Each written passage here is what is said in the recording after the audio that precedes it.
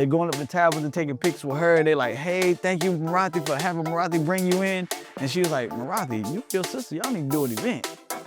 So people come up to me. Build off of that. Yeah. So that's how it happened. And so when we took her back to the airport, she said, Morathi and Latisse, just like the Field of Dreams, if you build it, it will happen. We went home, Naija, and we put Vegan Vibes together in 30 minutes. Wow. Launched it in 4 weeks, and that's how we got started with Vegan Vibes. And now that's history. That's history. And then when I get the feedback week after week of, I'm not vegan, but I stopped eating so much meat, or I cut dairy out, or I started doing this and that. My A1C dropped by this much. I lost 20 pounds. I'm sleeping through the night. My hair started growing back. When I start hearing that, it's like, wow. Welcome to the Informed Choice Podcast, where natural healing meets practical truth. I'm Annie, the Naija Goddess, and this is where we simplify holistic wellness so you can stop guessing and start healing. Today, I have a lovely guest of Morathi Howie. He's the founder and driving force behind Vegan Vibe Music Series, a community festival that has educated and entertained thousands across North and South Carolina since 2019. The series uses food, music, culture to make plant-based living accessible and joyful to everyone, with a special focus on communities of color. Morathi is also the CEO of Vegan Love Culture, a platform and shop known for African botanicals like moringa, soursop, and butterfly pea powder, and for education that puts healing back into the hands of the people. He lived in Zimbabwe for several years, and he continues to source herbs from the continent with deep respect for culture and tradition. Beyond events and entrepreneurship, Morathi is a sought-after speaker and wellness motivator who appears at community gatherings across the region and beyond. And he is a proud father of 2 sons who are already making their mark as young community leaders. Morathi is passionate about making veganism approachable, fun, and connected to community. His work blends advocacy with creativity, turning gatherings into movements and food into conversation starters. Whether through festivals, workshops, or cultural events, he is shaping what it means to live plant-based in a city where barbecue is king. Today, we'll talk about how he has built a movement, what lessons he has learned from bringing the vision to life, and what he sees ahead for Charlotte's wellness culture. Welcome, Morathi. How are you doing today? Peace, Naija Goddess. Thank you for having me on board. Absolutely, I absolutely. appreciate that. So, what first caused you to create the Vegan Vibe Music Series, and what need did you see in Charlotte and Concord at the time? Well, it started for me when I was in Zimbabwe. I had an intervision with the Creator, meditation and prayer. And before I came back over, because I lived in Zimbabwe from 2006 to 2017, I asked y'all, like, okay, what is it that you want me to do to continue to motivate the people in the community?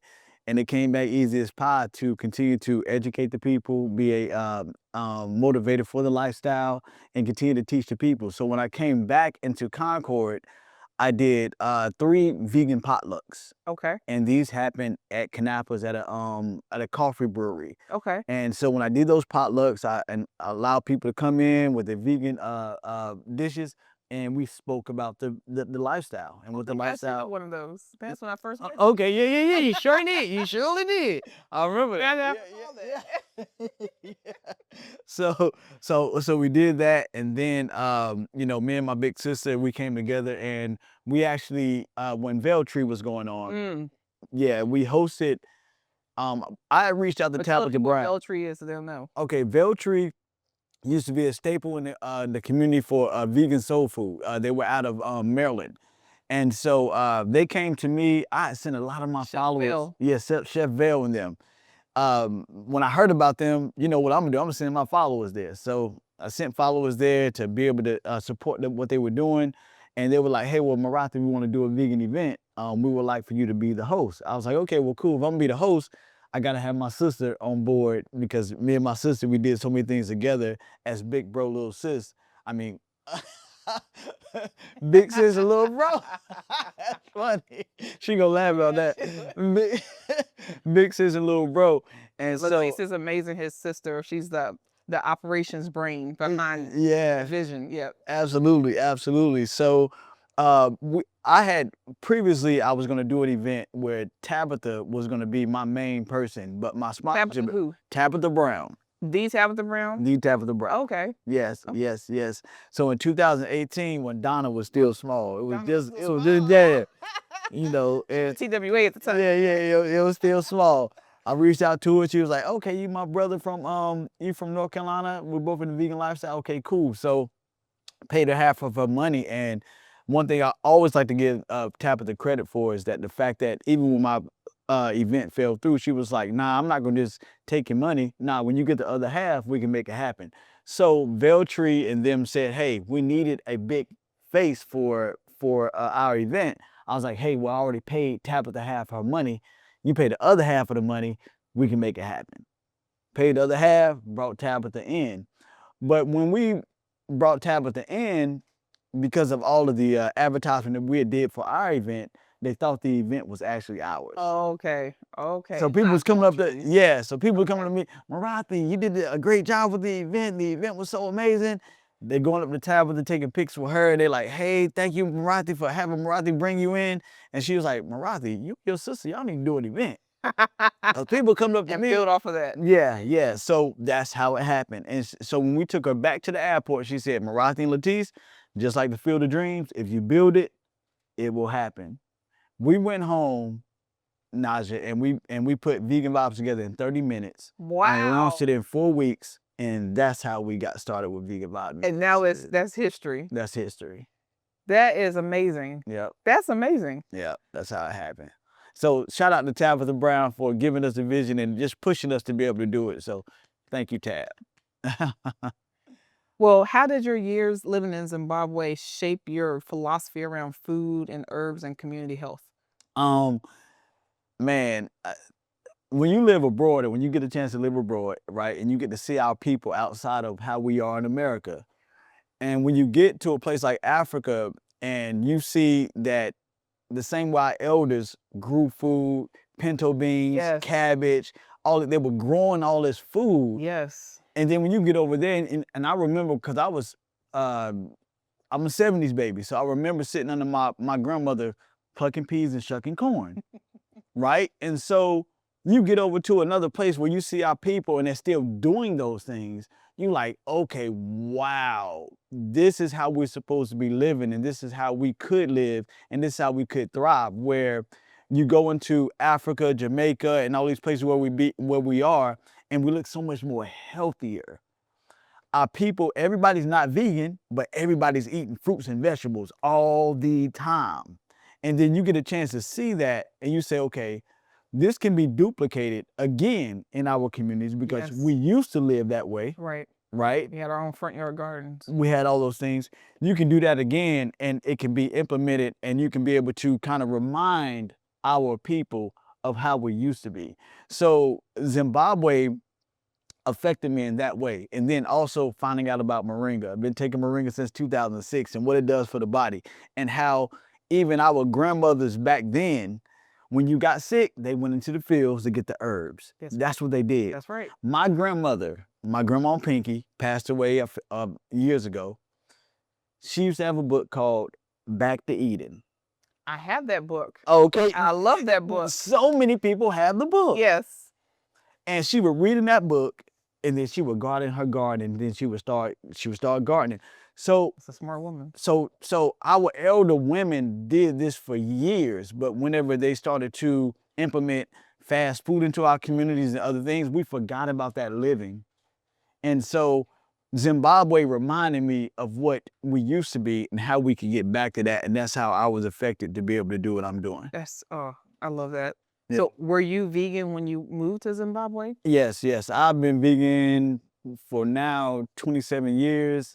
So I'll be 48 my birthday, so it'll be 28 years I've been vegan. So I was vegan way before I went there.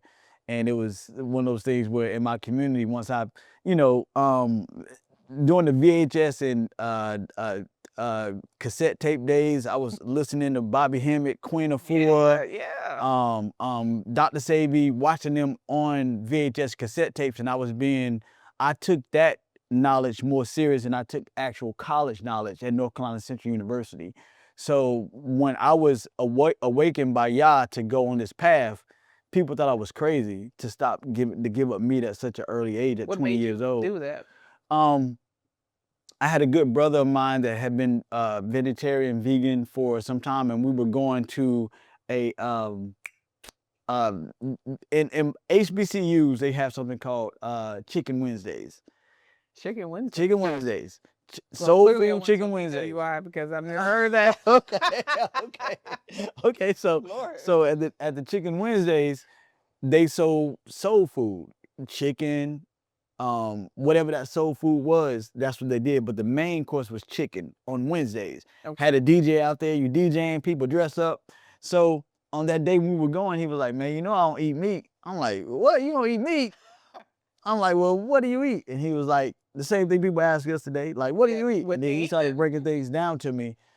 So we got there and I grabbed my chicken and got my food and he grabbed all the vegetables and we sat down and talked and he was just breaking down to me how in our communities, diabetes, high blood pressure, strokes, and all those things affected us by what we were eating.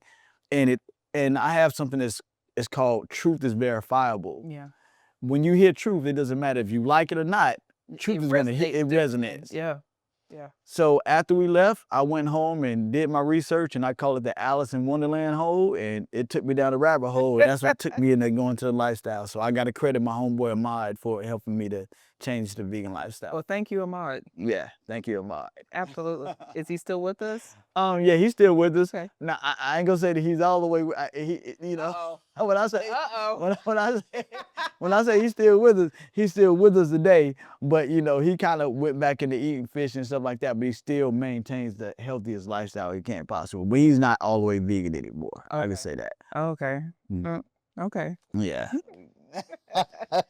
What were the earliest barriers to hosting a plant-based festival in a region known for barbecue, and how did you overcome that? Because we're, North Carolina, South Carolina, we're known for barbecue.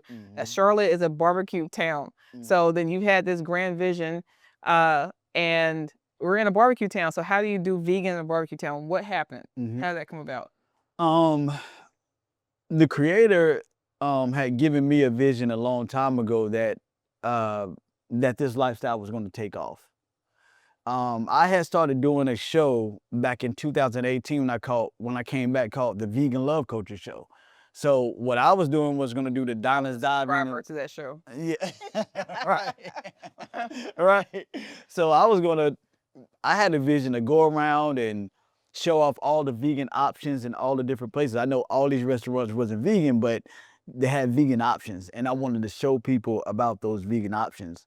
But I had such a will and drive to be able to push what I thought was the right lifestyle that I didn't see all of the things that I was up against because I only had my mind focused on my purpose, right? And I feel like when you have your mind focused on what your purpose is, you don't get caught up into all the other aspects that's going on because the only thing that's important to you is the purpose that the creator put within. I love that. So it wasn't even a barrier to you. It wasn't a barrier to me. You didn't even consider it. I didn't even consider it. I think that forged ahead. Just forged ahead. I saw the vegan lifestyle had taken off in so many different places. I'm like, okay, well, eventually it has to come to Charlotte. It has to take off. So why not me? Why not you? Yeah.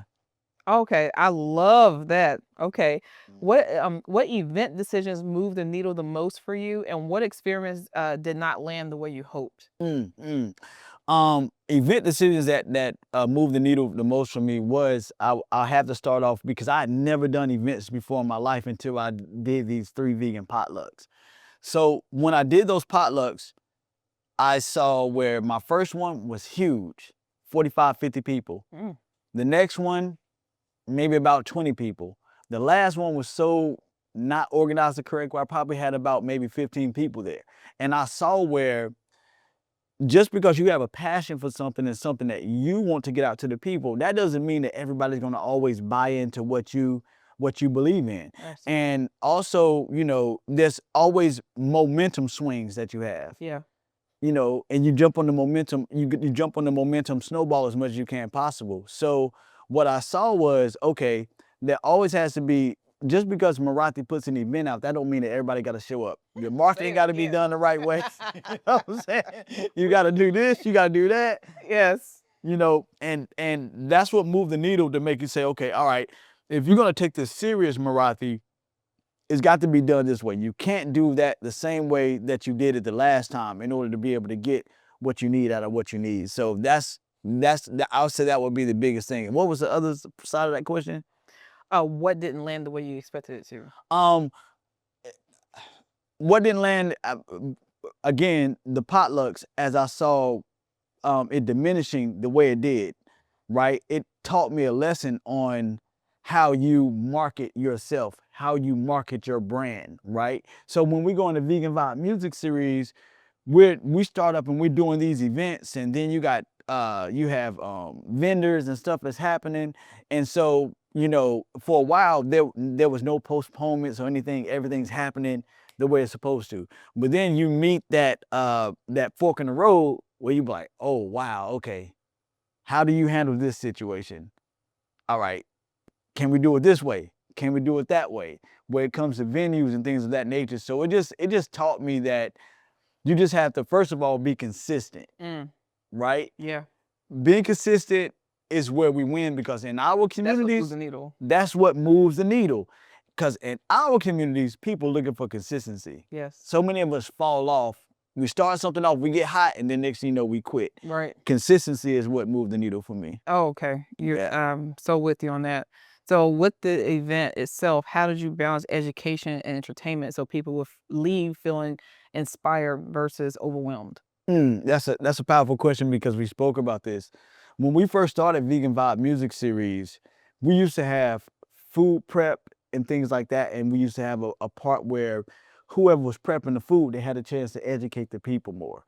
When we first came in the Vegan Vibe Music Series, we knew that we didn't want to be quote unquote too preachy. We wanted our people to be able to come in and get more of a family reunion atmosphere. But we like the aspect, and I like the aspect of being able to teach the people, like, okay, you can go to Chef Naija and she's going to give you a 30-minute session on how to make this and the reason why this food is this way. And I love that aspect of things, because you got a market of people in our communities that want to be educated on it, right? Sure. And so we did that at the beginning, and then we went into more entertainment, where we kind of stepped away from the educational standpoint. We left that up to the vendors. So initially it was education focused and not the music. No. The music was always there. Yeah. We wanted the music to be the main part, but then we had an educational part of it. You get what I'm saying? Yeah. And so then as we kept going, we kind of moved away from the educational standpoint as we went to different venues,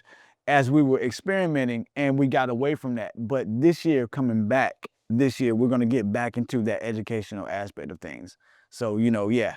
So do you feel with adding that back in, it'll be a better balance for the people, or you think it's going to draw a different type of crowd, or what's the expectation with the education components coming back into it while you're still uplifting the entertainment portions of it? Well, the biggest thing about what we're doing is that we are teaching our people a better way to eat. Yes. Right? And that is what we're doing when you go into the vegan, plant-based lifestyle. Everything is not the most healthiest, right? We understand that. Yes. Just because it's vegan does not make it healthy. It doesn't make it healthy. But digestive-wise, when you're putting plants in your body, it's always going to be better than them dead animals. Absolutely. Right?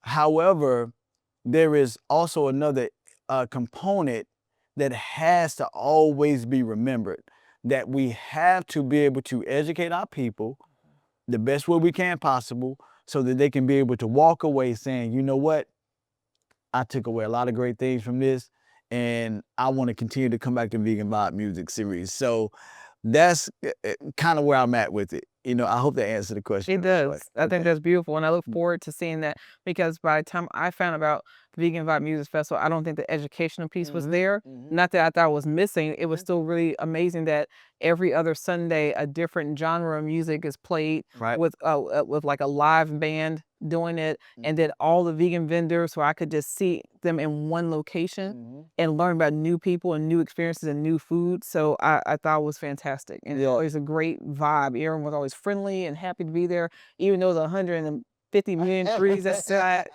it doesn't even matter. All right. Yeah, so I think that's fantastic. So how do you see the role of food festivals changing community health? Or do you even see that? Well, I think that first of all, you have the word vegan and you have the word plant-based, right? So you can go into a whole big spiel on that. Anybody knows me, I know that I hate the word vegan. I hate that Okay, all right. So you're dealing with two different aspects, and I think that sometimes when you're dealing with our people, it confuses them because when we go back to where you're from, or if we go back to what the elders went to, our people have always been plant-based. Always. Right? Pre-colonization. That's what we were. That's what we were. And so you, when you think about that aspect of things, it makes you want, you tread a fine line because the name of our event is Vegan Vibe Music Series. So when you're, how you're able to identify with the people, how you're able to bring everybody together so that they can walk away knowing that they got the best that they needed. Man, it's a hard question because there's so many different aspects of us as a people. But the most important thing that I want to always remember is that we lead in every health-related disease in America. So we got to do something different, And you think the food festivals or festivals like Vegan Vibe help to change that better? I do believe that, but I also don't believe in, I'm not always advocate of somebody being out there with people in plastic with their necks acting like they got blood flowing at them like they animals and stuff like that. I think that's extreme. The shark jock type of. Yeah, I think that's extreme. Does that work for certain communities? It might work for certain communities. I don't think it works for the African American community. You know what I'm saying? I believe that we are more. If I go to someone in the community and be like, hey, didn't you just watch your grandma, your uncle, and other people get their legs cut off from diabetes? Right. Don't you think there's something that you need to change? That part of the festival has to be put in so people can get that aspect and learn that. It's animals. Everybody loves animals. We all love animals, but there's certain type of ways that you got to be able to identify with each community so that each community can understand that more. And I do believe that these festivals will do that, and that's what I believe Vegan Vibe does. Shout out to Veg Fest and what they do, and we continue to make it happen. Okay, I like that. What impact have you seen on local businesses, vendors, or the Black vegan community through your work? We've taken vendors from tents to brick and mortars to food trucks over time. We've helped a lot of vendors just to be able to gain notoriety by coming out to exposure, come out to Vegan Vibe Music Series. And that's one thing that we love about what we do. Me, my sister, my cousin Christy, we've always love the fact that we're able to give vendors, especially Black vendors, a chance to be able to represent. But not only that, with how the economy is right now, pop-ups and vending is a way that people make a lot of money. You know what I'm saying? So being able to have Vegan Vibes as a platform to be able to give them that exposure, yes, we love it. Yes, yeah, it's beautiful. Yes, I couldn't agree more. Where do you think Charlotte stands in terms of cultural openness to plant-based living? Well, PETA just put out a article maybe about 2 or 3 months ago, and they mentioned the impact of where Charlotte was going and how Charlotte was actually gaining momentum to be one of the best places where you can find the vegan options. And they mentioned Veg Fest, they mentioned us, and they mentioned some other vegan restaurants. And so I think Charlotte has a lot of potential as far as where it can go. But where we are with how this economy is kind of affecting a lot of things going on with the restaurants and stuff like that. So yeah, as this says 150 people that move into Charlotte a day. If you take based on that traffic, that seems very accurate. right. So when you think about those 150 people, say you got 60 to 70 of those people that are vegans. You got new ideas that's going to come in, fresh people that's going to come in and say, okay, well, I see a need here. I see a need there. Charlotte has a lot of potential. Charlotte is what, the third or second fastest growing city in America? Yeah.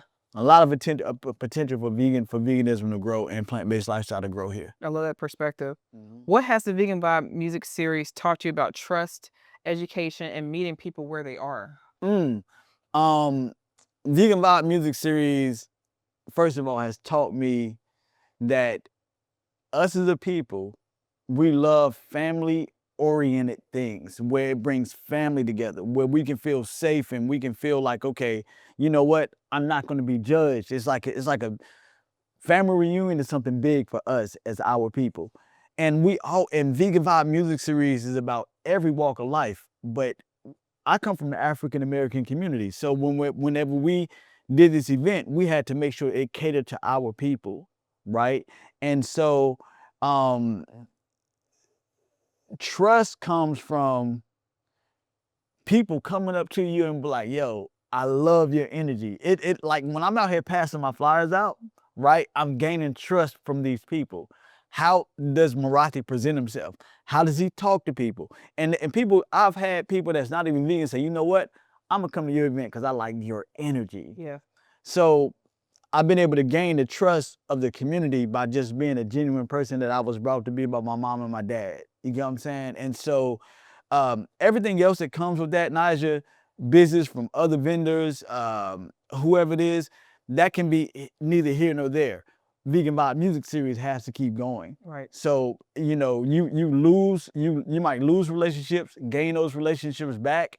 You might not never gain those relationships back. But when me and you leave an area, right, Naija, and we've both been this way, anybody asks me about Naija, I rocks with Naija. Yes. Anybody asks about Marathi, you rock with. We built that trust up with each other that we can go out there and speak confident about each other. Very confidently. And you get what I'm saying? And so any room that I walk in and you're not there, but if someone asks me about you, I ain't got but the best things to say about you. You get what I'm saying? And vice versa. And so we build that trust in that way. So yeah. And with that trust, you're able to meet people where they are. So whether they're at whatever side of the spectrum they're on, versus if they're carnivore, Yeah. right? You can meet them where they are because you have that empathy and that trust within that you're. Absolutely, Yeah. absolutely. It's like when you know, we're arithmetic people. Got to add music, right? Okay, we're family-oriented people, so you got to add that. Then you can, I would say probably half and half. Some of my people are not vegans and some of them are.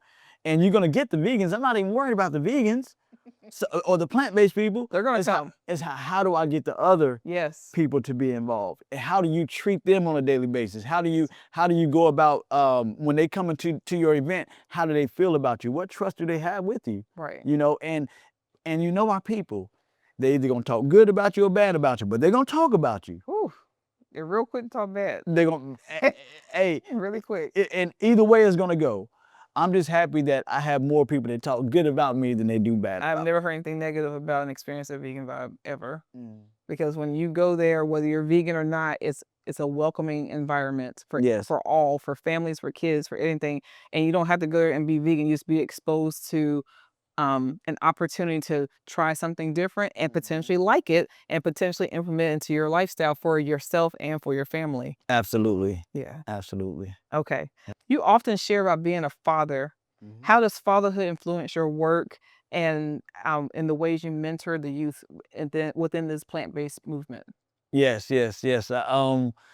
Many people know, a lot of people don't know, but I've been a single dad of my two boys since they were probably about 5 and 7. Two amazing boys. Thank you.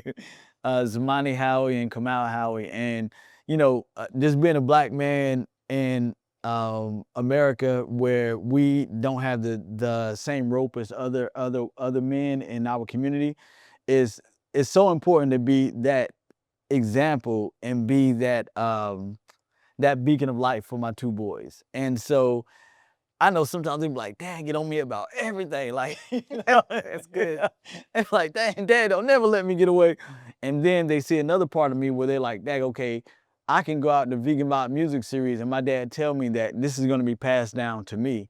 I can walk around and know that I'm a part of something that I own. It's a family-ran business. So it's like, that is the biggest part for me because I know I'm not gonna always be here in the essence for my boys. So what habits do I teach them, and how do I show them that they can be successful in the same exact way? It may not necessarily be in Vegan Vibe music series, but I taught you confidence that you can go out there and do it, right? And so that is the biggest thing for me. And then the leadership aspect of what comes with that is that when I go out here into the community on a daily basis, this came from the people that taught me, the elders that taught me how to be a leader. You know what I'm saying? My grandfathers, both of my grandfathers, my mom, my aunts, my uncles, they instilled this into me. So I give them all the credit for the man that I am. But when I go out there into the community, I go out there with confidence. I go out there with a shine on me every day. Even if I may not be feeling the best, I know what my end accomplishment is. I know what my end goal is. And I have to be that melanated brother that represents the way I'm supposed to for my community. And you do. Thank and it shows. Okay. So you're also the CEO of Vegan Love Culture and Shop, right? And so you sell African botanicals. So tell us, for people who are new to African botanicals, like where they start and why. Yes. Well, I've been taking herbs for a very long time, and so when I was introduced to moringa, baobab, and soursop and other herbs, My faves. I learned about those herbs while I was in Zimbabwe. And so VLC Shop is a place where people are able to go and kind of reconnect with the earth again. We're seeing that it's becoming such a huge phenomenon now. It's taking off, right? And so I consider myself a pioneer in introducing it into my community, and respect that everybody else is doing it now is such a great thing. But I believe that once we connect back with the earth, this is how we start to heal our bodies. Naturally.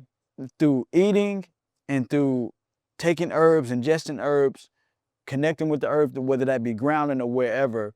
That is what Vegan Love Culture Shop is all about, thevlcshop.com. So whenever you go to my website, I have these different herbs that you can connect with. I'm about to expand it to start bringing more in. I just brought neem leaves in. Yes. So I'm gonna have neem leaves a part of what's going on, and have a few more herbs. But to me, it's about the Genesis 129 lifestyle and other verses in the Bible that talks about what herbs and food from the earth does for us. So that's my biggest thing. If I feel that we could do anything to start to heal, it's gonna first be to connect with the earth first. Because once we do that, then everything that's happening to us mentally will start to change. But it's gonna start with what we're eating and consuming. Oh God, yeah, I love it. I love it. If you could design the future of plant-based culture in Charlotte, what would that look like? And what do you plan on doing next with Vegan Vibe? If I could plan a future for what plant-based living in Charlotte and the vegan lifestyle would be, I would say more collaborations. You know what I mean? I think that there's too many great influences and influencers and places where we can take it. As we're watching these restaurants close down and stuff, like, okay, the people that's still involved, how do we collaborate together and make something happen where everyone knows that, okay, besides me leaving away and me saying, hey, yo, go to Love in Action, or hey, go get herbs from Marathi, seeing us in the same environment where they be like, yo, okay, oh, wow, they know each other for real. Okay, I think that's very, very important. I think that Charlotte just needs to find a way to do more collaborations and be able to bring those things together. And I think they call it collaboration. Yolanda and Tone X call it. Shout out to Yolanda and Tone X, Y2. Collaboration over competition. That's what my husband always says. That's powerful. So I believe that we have to find a way to be able to bridge that, and I think that is my ultimate, what I would love to see. Is there a reason why you think that's not happening, or isn't that happening as much as you think it should, or you think it's not happening really? I think, what's the word they say? Life be lifing. Okay. At times, right? And then, but then also is people that want to do things a separate way from other people. I think that there's a individual versus a community mindset. Right. I think it's a happy medium that can happen to be able to make it more successful. So that's my ultimate way that I would love to see it go, and I think that's where we can grow. We need to come up with some type of event we can do this big together and bring everybody in. I'm down for that. I love that. Yeah. Okay, my last question for you. What advice would you give someone who wants to start a grassroots movement in their own community, since you have hands-on first person experience doing that? What would your advice be? My advice would be to anybody that the vision came to you. It was your vision, regardless of what everybody else thinks. You have to follow your vision. The Creator gave the vision to you, and if you're going to excel and be able to make it successful, you have to be able to get through all those barriers and all those challenges from family members and loved ones saying, oh, they don't think it's going to work, or even your own doubtful mind thinking that it may not work. You have to follow the Creator's vision and what He instilled into you. And that is my main advice that I can give to anybody, that if you don't follow the vision that was given to you, somebody else will take your vision and do whatever they want to do with it. So you got to take the vision, you got to take hold of it, and what I call from thought to reality.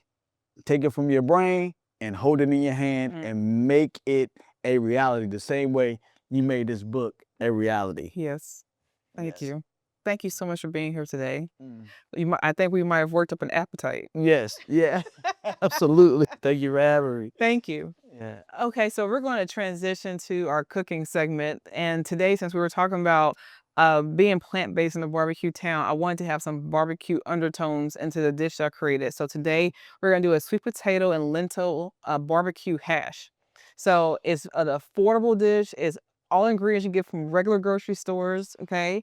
And it doesn't take very long to prepare. And it's really a one-pot dish, which is kind of what I'm known for, because you can always start with a one-pot dish. There's no excuse, okay? No excuse. And our herbal spotlight for today is garlic. So I'll be talking about garlic in just a sec. So we'll be right back. All right. All right, welcome to our cooking segment. As I teased in the opening of our conversation, we're going to touch on some barbecue undertones. So we're doing a sweet potato and lentil barbecue hash. It's all a one-pot meal. So I'm going to start off, I'm going to take just about a tablespoon of coconut oil, and I'm going to saute our aromatics. So we're going to start off with some onion that I've already diced. Wow. So let me ask you a few questions. Sure. All right, so since you've been here in North Carolina, and you were inspired to do a barbecue dish based off of what you see here in North Carolina, what made you jump into the vegan lifestyle as you've been into it, or the plant-based lifestyle that you've been into it for so long? Yes, so I have been vegan, even though I don't like the word. I have been vegan for, I think, almost 8 years now, 7 or 8 years. Wow. And the impetus was health. I always felt drawn to being vegetarian. I never really heard the word vegan. But every time I saw a vegetarian, they just looked so scrawny and sick and gaunt. And I was like, I think I'm good, right? Yeah. And every time I would eat at that time healthy foods, my body rejected them. But when I ate the poor processed foods, I had no issues. I was super sick, super overweight, like, almost closer to 400 pounds side, high blood pressure, diabetes, high cholesterol, fibroids, polycystic ovarian syndrome, bad skin, bad brittle hair, just on and on and on. And I had absolutely no energy. Wow. And so I didn't care that I was fat at all. Still cute in face. Hurt. Didn't care. But I had no energy. Okay. Just no energy. I had gone to the doctors since I was in my early 20s. And they said, hey, everything you have, we got a pill for you to manage it until you turn 35 years old. And we'll give you a hysterectomy, and then you'll be done. And it never sat well with me. I said, so for the next 10, 15 years, I'm supposed to just suffer until you take my organs away? It just never sat well with me. Wow. But back in 2018, my father and I watched the documentary, which ended up being What the Hell, and it changed everything on a dime. Immediately, I threw everything out. And I didn't do it to lose weight. I didn't do it for any of the stuff I just said. I thought, you know what? I might actually get some energy and not have to do everything through sheer willpower. Yeah. And so when I did that, weight fell off, fibroids went away, my hair started growing like crazy, my skin cleared up, no more high cholesterol, no more diabetes, no more. I had a goiter on my neck, goiter went away. I said, no one ever said it was the food. I'm really upset about this. Yeah. So then I said, well, as a real Nigerian does, get a degree in it. That's right. Because I'm trying to tell you, Nigerians are the most intelligent people on the dang on planet. I don't care what nobody say. I'm listening to you. I'm putting me some gloves on in case you need some help. Go ahead. I'm just sauteing some onions and garlic. Okay. You got your education. That's rampant about. I became a board certified holistic nutritionist. Uh-huh. And then I learned truly, it's not just, they want to give the credit to Hippocrates, but it's really from Imhotep that food is medicine. That's right. So, that's right. That's right. So even though they always say, or Imhotep has always said, food is medicine, to know it truly is something different from hearing it, because I literally experienced it. Because when I said it wasn't like I was exercising, and I'm not saying that was the right thing. I wasn't doing it for that. Everything I did, my life changed 180 degrees. Like, just a complete about face. I said, wow. So I went to study. I spent the 10,000 hours to study food as medicine, how it heals the body. And then I became a certified herbalist. I started in cosmetic herbalism, because I make a lot of face oils and stuff for hair and all that. Yeah. And then I just learned just the power of what is grown on this earth and how it helps us. So I said, I can't go back. And then one day, my husband and I, because my husband owns Purple Shaw Steffers in North Carolina. So if you ever come and you want to dance, Chicago Steffens Soul Line Dance with Detroit Ballroom, he's been doing it for 21 years. Well, he was teaching a class at this rec center, Eastway Rec Center, if you're in the Charlotte metro area. And they had this demo kitchen. It was like a commercial kitchen and source, but it had seating for people.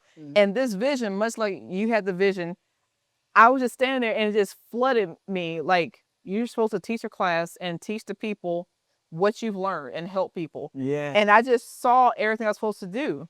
And so I had no funding, no grant, no nothing, nothing. I reached out to the director of the space and I said, look, I want to do a class here.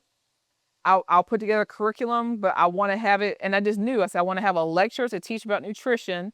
Then I'll cook 1 to 3 meals in front of them and they eat it so people can see that it's not nasty. Because when people hear the word vegan, why I hate it, they associate it with unflavored food, unseasoned food, white people food, rabbit food, all these kind of things. And they don't think delicious. They don't think nourishing. They always think, where's my protein and all that kind of stuff. So I wanted to dispel that. And that's how the class was born in 2021. Wow. And I've been doing it ever since, you know. And it's been life-changing for so many people. And I really found my calling after leaving corporate America as an executive for so long. Yeah. Now you can't pay me to go back to corporate America. All right. So I ain't want to take you away. Okay. So they put the onions in, right? Yeah, so we sauteed the onions and the garlic. I just added in our sweet potatoes. Sweet potatoes. Okay. So I'm gonna let that cook and get a little bit brown before we add our other ingredients. Okay. Wow. We want those to get kind of semi-tender. Okay. So it's gonna take us like 5 minutes. So we can continue to ask each other questions. I'm gonna put the lid on now. Yeah. So, so one of my things is, right? One of my things is, okay, the Black woman, African-American woman, African woman, she's the fastest growing plant-based vegan in America. She is. Right? Yep. So you played a big part in that. Over at Love in Action, you have taught so many classes on African food, American plant-based food, but you have stay consistent in it. How does that feel to be able to do that, for the community? It's a joy because, like I said, it was a calling that was just placed upon me. It was something I've thought about or planned. It was like, this is what you're supposed to do. And then when I get the feedback week after week of, I'm not vegan, but I stopped eating so much meat, or I cut dairy out, or I started doing this and that. My A1C dropped by this much. I lost 20 pounds. I'm sleeping through the night. My hair started growing back. When I start hearing that, it's like wow, I have to keep going.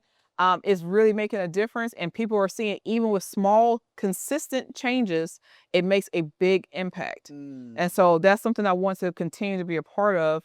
And that's why I'm doing this podcast, because like I said, so you can stop guessing and start healing. And then you can heal naturally and live vibrantly, which is my tagline, because we should be living as natural of a life as possible.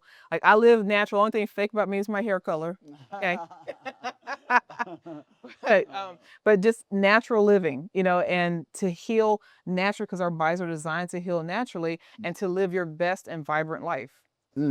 So I got a very, very important question. Okay, this question deals with partnership, right? Yeah. Okay, so as African American women or Black women are learning more about the plant-based lifestyle, how important is it for your partner to be on board as you are doing this? You get where I'm coming from? Cause Yes. cause me being in the vegan lifestyle, when I got Black women, they come to me all the time, they be like, man, if I can get my husband to be on it, if I can get my boyfriend to be on it, they just don't want to listen. Like, how important is it for you to get the backing of your husband to be able to go into this, and him to also buy into it and say, all right, you know, we can do this together? Well, I teach this in the classes too. So I would say initially he kind of didn't have a choice.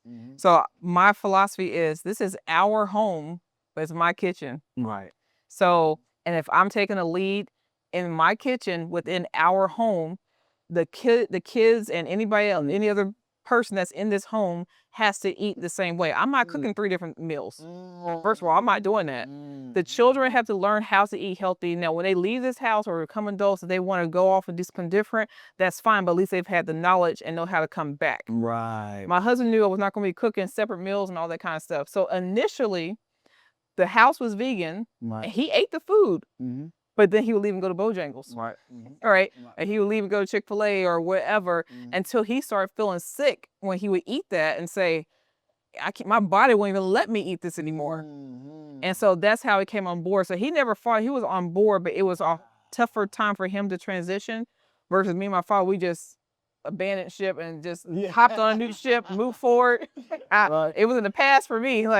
But everybody's not like that. You have to be open to everyone needing time to transition if that's the kind of person they are. But then also have the fine line, like, no, because some people are like, well, is it okay if I buy it, I can bring, no. My kitchen does not have dead animals. My kitchen does not have dairy products. My kitchen does not have that. So if you want that, you need to go elsewhere and consume that. But within my kitchen, we don't do that.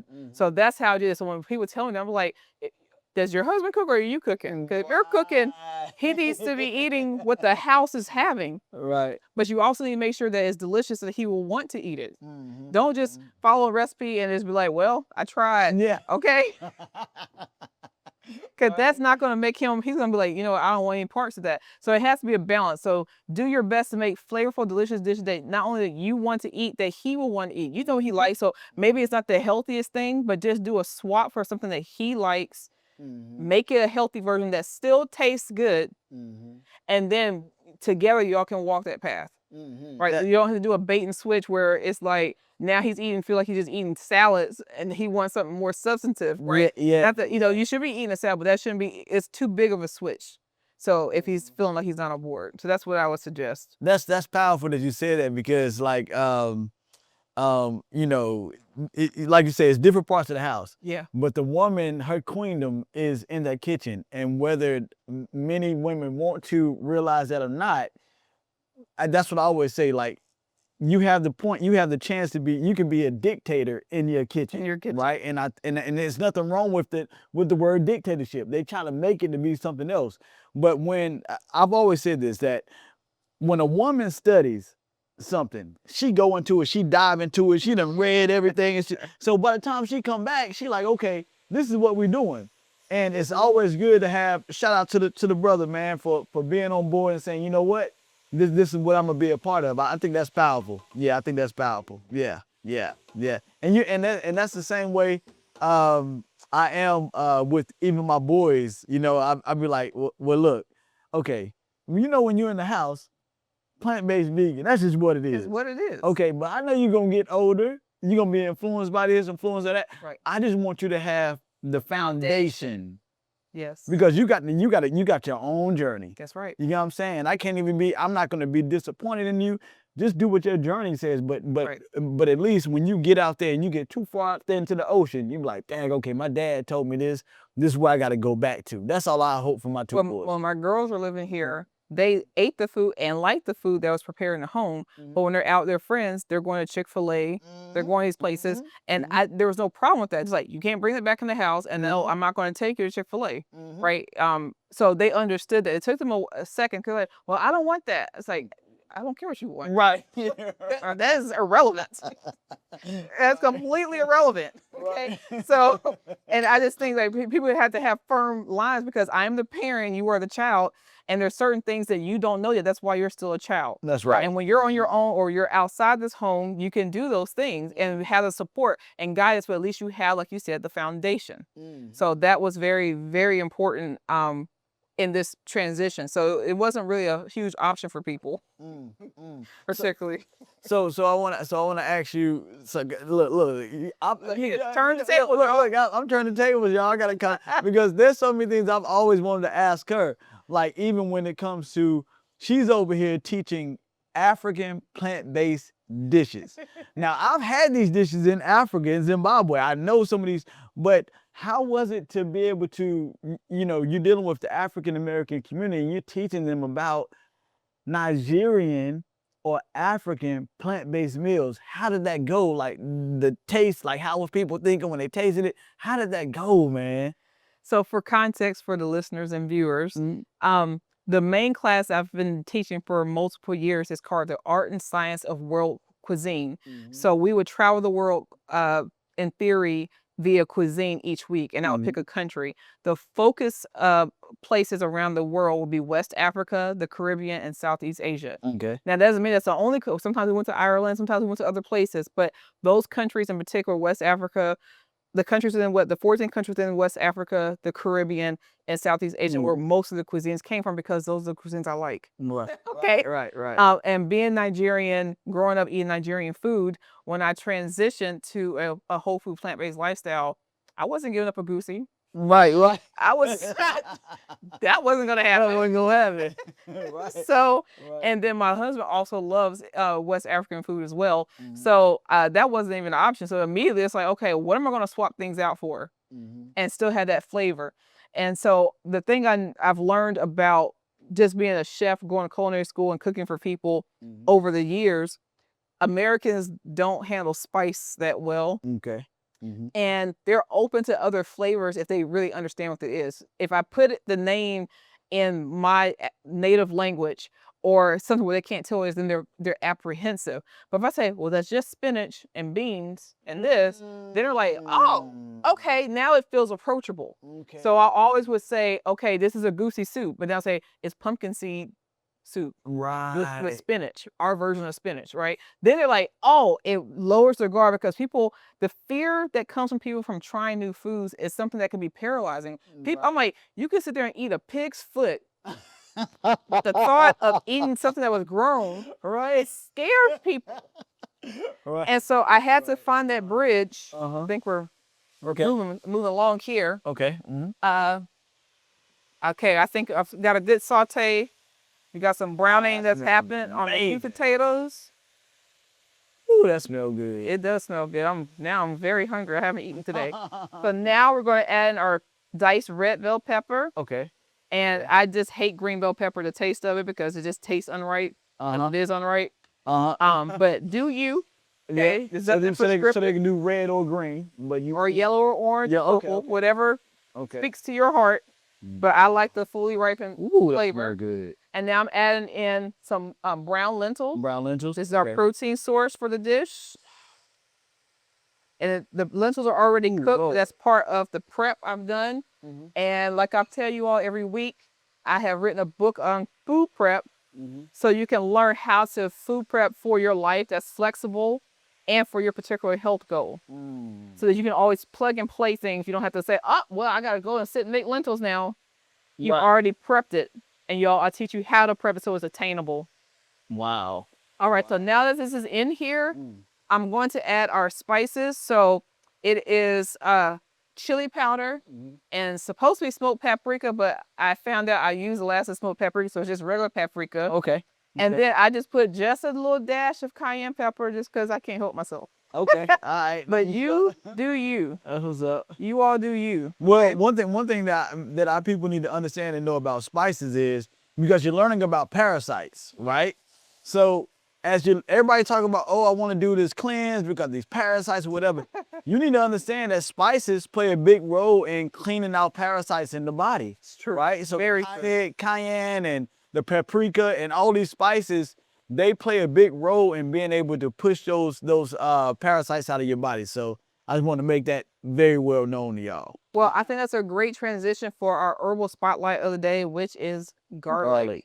Garlic. So a lot of stuff in your pantry, refrigerator, is actually medicine. So this little thing here, I love to eat it raw, especially if you're under the weather. It will kill all that stuff in your mouth and in your throat that's making you sick. And if you already have an active cold or flu, it will shorten your cold or flu season for sure. What I love about this also is that what makes this the powerhouse medicinal herb that it is the compound. Once you chop it up, which I've already put in here, crap, but once you chop it up, just chop it and let it sit for like a minute or two. This compound called allicin is formed, ALLICIN. Okay. And that is a sulfur-based compound that is responsible for being an antimicrobial, antifungal, of the vasodilation that happens, so it relaxes the blood vessels. This cardiac support that happens. These are all the things that happen from this little clove of garlic. If you just chop it or cut it or crush it, right, and let it sit for a second, the antimicrobial and immune effects come. Then this supports the production of glutathione, which is your master antioxidant within the body. It just does so much. This is also a prebiotic along with onions. So this one, this big push about probiotics. Eat your probiotic yogurt that's already dead. That's a whole other conversation. But if you eat all these probiotics and take all these probiotics, but you don't have prebiotics in your gut, which is the food that the probiotics feed upon, you're going to just poop it out. So you need prebiotics. So this thing is amazing, which is why I started off by sauteing the onions and garlic, our prebiotics, as the base of this, to make sure that when we have our probiotics, anything you add to it will magnify. And just to get back to the point about herbs, when I like to add some type of capsaicin element to everything, especially coming from an herbal perspective, because in any herbal formulation, you have to have a catalyst. Okay. The cayenne is a mover. It's a catalyst. It actually helps to drive those nutrients intracellular. You have to have that motion to push and drive. And so adding something and building up your spice tolerance, not saying you have to eat super spicy foods, but just adding whether you can taste it or not, just building that up is going to help drive and absorb more of those nutrients. So that's what I always say. Wow. So cayenne is a catalyst to move it. Yes, sir. Wow. And most of my personal herbal formulations, I use African bird pepper or some form of cayenne, some form of potent capsaicin as the catalyst. Okay. Now with that, we've talked about garlic. So I've made this garlic barbecue sauce, and I've done the same sauce in other episodes. So you see it's dark. It's darkened because I sweetened it with date syrup. Okay. And I also mixed it with black garlic. And black garlic is whole, I don't know if you can see that, it's whole garlic bulbs, but it is aged for at least 90 days in heat, and it becomes this totally different thing. It's a smoky, sweet thing. It's amazing. It's a dry aged garlic for at least 3 months. Wow. So it gives you a total different taste. Total different taste. Wow. I'll let you taste some on camera so you can, if you never had it before, because it sounds like you may not have tried it. No. So this is a black garlic and regular garlic. I roasted a bulb of garlic, and then I did the black garlic and mix it all up. And then I use vinegar and tomato paste. And I think we're about to eat. It smells amazing. Ooh, boy. See, a lot of y'all see, I done had Naija's food before, so I know how good her food is. So I'm just looking like, okay, I can't wait to try it. Wow. Appreciate that vote of confidence. Hopefully I don't disappoint. Hey, now we ain't talking about no disappointment. And then we got Wow. Well, let's see. While that kind of melts for a second, Mm-hmm. would you like to try a piece of black garlic? Absolutely. And you can talk about the texture of it as well. Wow. Look at this. Wow. Yep. And let's eat it whole. Yeah, you can eat it straight. Eat it whole.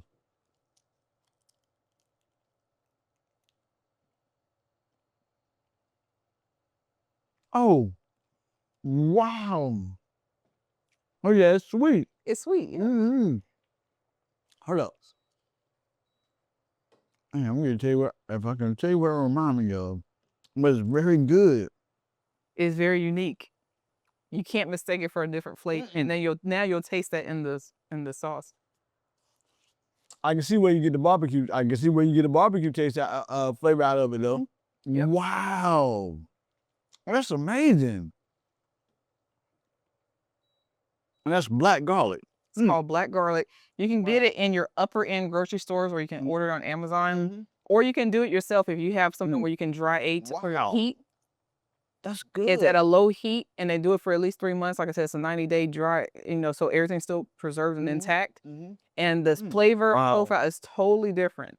Wow, It's totally different. I mean, and then you can even try like the barbecue sauce. Yeah, if you think of when somebody say garlic, you're first of all you gotta be like, I don't know if I want, but that is good, man. Wow. That's your first time. Oh, woo. Oh my gosh. Oh yeah, that's amazing. Okay. Wow. Oh yeah, that's real good. Let's get you fed. Ooh. Let's get you fed. So what we doing with the broccoli? I'll put the broccoli on here. Okay. I ain't y'all. Always gotta have something green now. I ain't trying to miss the broccoli. No, always have some kind of green element on the plate. Okay. Wow. That's really good. And then I always love to add a fresh element to anything I'm preparing. So we just cooked this. So I'm gonna add some diced Italian flat leaf parsley, organic of course. And toss that in just to have a fresh element. I think that's always, it just wakes up everything. And then actually, if I just thought of it, I would add a squeeze of lime too. Okay. Just to brighten it up. That's amazing. For now, we're gonna try this hash. And you'll tell us your honest opinion. Absolutely. Wow. Look at that right there.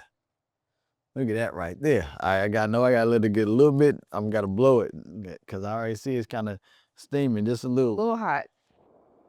Wow, look at that. I mean, but you know what? I used to always tell parents, they'd be like, how can I get my kid to eat this way? I'm like, y'all don't know the colors in food is what attracts children. They're gonna always want to eat the food because they're gonna see the reds, the oranges, the greens. Wow. Well, that thing burning. I ain't even right. I want to be able to enjoy it, but when it hit my taste buds, it smells so good though.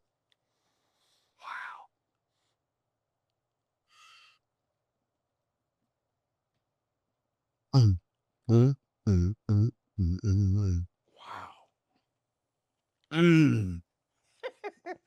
Oh my gosh. Ooh, this is good. Oh my. I see, but I gotta wait. I'm sorry. You gotta wait because it's too hot, but you want to taste some more. This is very, very good. So while it's cooling off, what are you tasting and what is exciting your palate? First of all, you got the sweet potato that's in there. You're gonna taste the sweet potato off gate. That's what you're gonna taste off gate. But also the flavor and the punch from the sauce. You're gonna taste the sauce, and then the lentils. My God. You taste the parsley. You taste a little bit of broccoli we have. It's amazing. Oh yeah. So you said that you just want a little bit of that. I can take the rest. Yes. I'm gonna take this home. I'm gonna take this home to my boys because my boys eat a whole lot, and I don't want to cook nothing for them tonight. So we need. This is amazing. Yeah, this is really, really good. Wow. So what I love about this recipe, is affordable ingredients. Yeah. Nothing exotic. Everything you can find in your local grocery store, right? So it's simple to make. Doesn't take that long. This is amazing. Okay. It's fiber rich, protein rich. Then you know this is how you can still have barbecue flavors without the pig and and all that. You know, you can still have the flavors you like in a different application. Absolutely, absolutely, absolutely. I'm going to ask you a question. So, how do you feel? You don't tofu.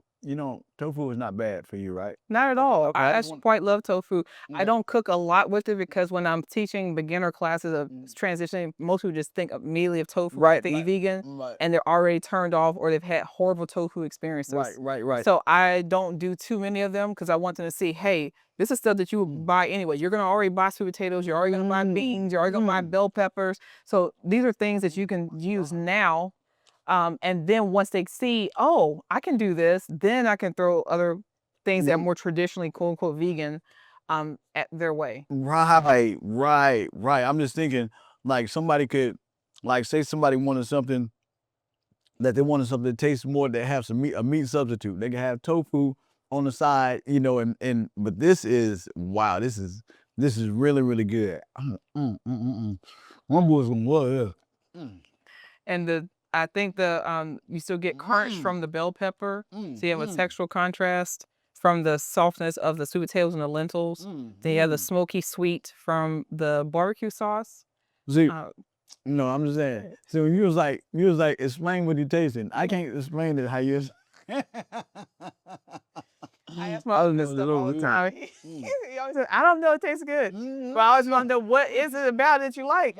That's what helps me to create something else. Well, I think when it comes to people's taste buds, man, like if somebody had this say at a family gathering, right? And they didn't know exactly what it was. But you say, okay, this sweet potato XYZ, they gonna taste it and they gonna be like, oh my God, this is just good. Not knowing all the other flavors that come into this. You know what I'm saying? They just gonna hear sweet potatoes and they're gonna want it. Wow. I'm not gonna necessarily think vegan, it's just food. I say it's not vegan, it's just food. Take the label off. It's just food. That's right here, make your taste buds do the two-step now. Man, this is good. Wow.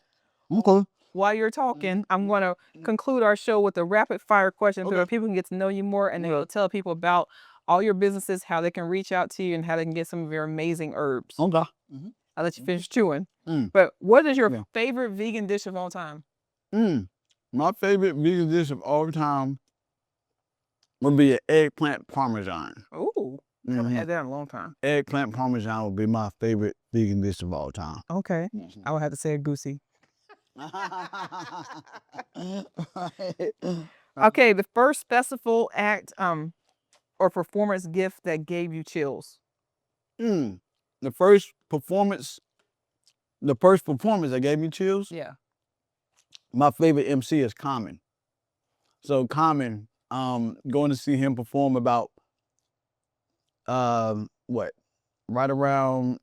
after COVID, he came to Charlotte. His performance gave me chills. Wow. Okay. Yeah. Oh, one Charlotte food spot that you can't live without. Love and Action. You heard it.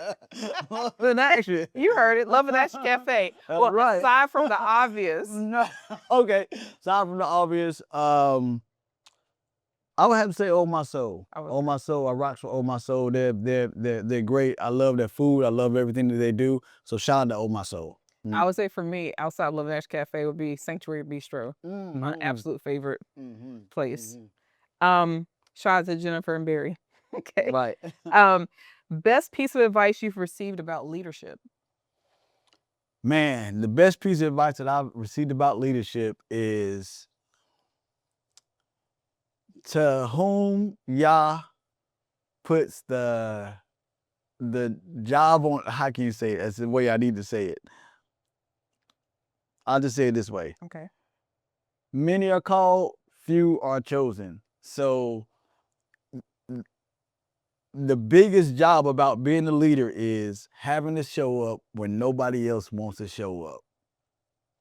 Because so many people are counting on you to lead them in the right direction. Yeah. There's a big difference between being a leader and a follower. Absolutely. Mhm. Absolutely. Mhm. Dream guest or performer you love to bring for a future Vegan Vibe Music Festival?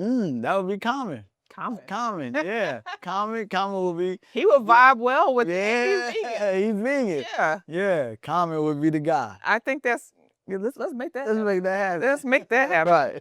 One thing people will be surprised to know about you. One thing that people be surprised to know, I am, as much as y'all see me out of Vegan Vibes and talking to people, I stay to myself.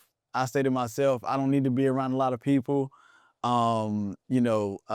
I go to bars and I watch any type of sports, you always see me by myself. But when I'm out at Vegan Vibe Music Series and I have to host so many people, you think that I am a people's person, but I can be to myself. I get that. And lastly, if you could describe the Vegan Vibe Music Series in one word, what would that be? Manifestation. Wow. Manifestation. I wasn't expecting you to say that. Manifestation. Manifest, I always say, from thought to reality, manifest it and hold it in your hands. So me and my sister, we manifested it. We can hold it in our hands, so manifestation. I love it. Yeah. Morathi, thank you so much for being part of the Informed Choice podcast today. And for the listeners and viewers tuning in today, we're grateful for your attendance. And remember to heal naturally and live vibrantly. See you next week. Peace.